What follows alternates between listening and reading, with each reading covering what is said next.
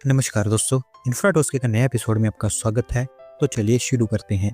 पहली खबर की शुरुआत करते हैं उड़ीसा से, जहां पर दोस्तों स्टेट गवर्नमेंट ने डिसाइड किया है कि उड़ीसा के अंदर बहरामपुर सिटी को भी और एक्सपांड किया जाएगा और अब इस सिटी को एक्सपांड करके ग्रेटर बहरामपुर सिटी डेवलप की जाएगी।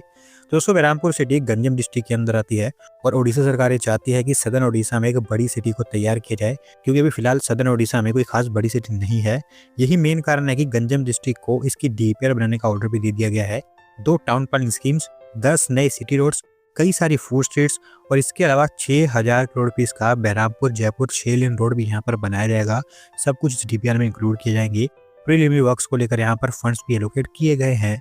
अगली 2 अपडेट आंध्र प्रदेश से है, जहाँ पर कैपिटल सिटी अमरावती के अंदर अभी एक एडवेंचर थ्रिल सिटी बनाई जाएगी और इस प्रपोजल को स्टेट इन्वेस्टमेंट प्रमोशन बोर्ड की अप्रूवल मिल चुकी है। तो दोस्तों ये थ्रिल सिटी भवानी आइलैंड के ऊपर तैयार की जाएगी, जो कि कृष्णा रिवर के ऊपर लोकेटेड है।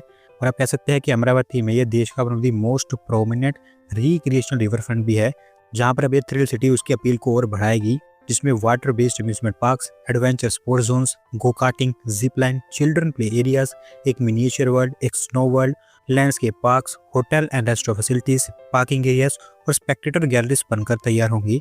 51.48 करोड़ रुपए यहाँ पर खर्च किए जाएंगे और पीपीपी मॉडल पर इसको तैयार किया जाएगा, जिसके बन जाने के बाद 250 के आसपास जॉब्स यहाँ पर जनरेट हो पाएंगी। अगली दोस्तों अपडेट केरला से है, जहाँ पर केरला सरकार स्टेट के अंदर सिल्वर लाइन के लिए अल्टरनेटिव ट्रांसपोर्ट सिस्टम एक्सप्लोर कर रही है और यहाँ पर आरआरटीएस फ्रंट रनर बनकर सामने आ रहा है।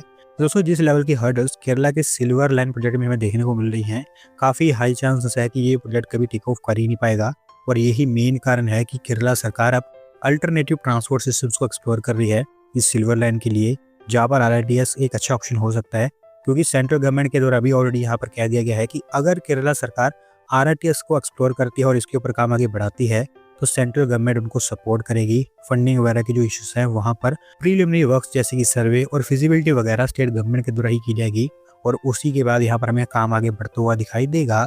अगली 2 अपडेट एक नई स्कीम को लेकर है, जहां पर हमारे यूनियन कैबिनेट के द्वारा इंसेंटिव स्कीम इंप्रूव कर दी गई है मखाना सेक्टर के डेवलपमेंट को लेकर और इसके रोलआउट को लेकर नेशनल मखाना बोर्ड के द्वारा पहली मीटिंग भी कंडक्ट कर ली गई है। तो दोस्तों इस स्कीम का फाइनेंशियल बजट 476.03 करोड़ रुपीस रखा गया है और अगले 5 सालों तक 2025-26 से 2030-31 तक ये वैलिड रहेगी, जहां पर मखाना के एरिया में R&D, quality seed production, improve harvesting और post harvest practices, value addition, branding और मार्केटिंग, एक्सपोर्ट प्रमोशन और क्वालिटी कंट्रोल जैसे एरियाज में फोकस किया जाएगा।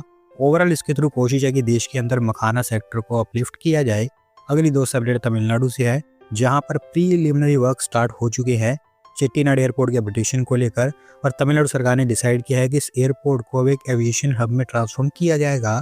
तो दोस्तों ये एयरपोर्ट तमिलनाडु के कराईकुड़ी के अंदर एक अबैंडन्ड एयरपोर्ट है, जिसको ब्रिटिशर्स के द्वारा वर्ल्ड वार 2 के दौरान इस्तेमाल किया गया था। कई सालों से ये ऐसे ही अनयूटिलाइज पड़ा है, लेकिन अच्छी बात यह है कि जो रनवे यहाँ पर है वो भी वर्किंग कंडीशन में है। कुछ माइनर इंप्रूवमेंट्स की उसको ज़रूरत है और फिर उसे दोबारा से खोला जा सकता है। यही मेन कारण है कि इस एयरपोर्ट को एक एविएशन हब में ट्रांसफॉर्म किया जाएगा, जहाँ पर फ्लाइंग ट्रेनिंग ऑर्गेनाइजेशंस और ड्रोन टेस्टिंग के लिए इस एयरपोर्ट का इस्तेमाल होगा।